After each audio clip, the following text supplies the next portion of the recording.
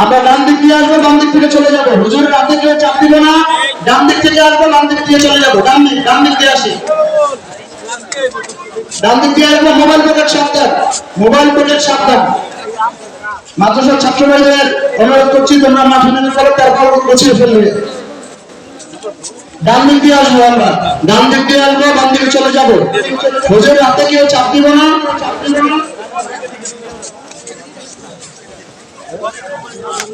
Pocket mobile সাবধান, সবার pocket mobile সাবধান।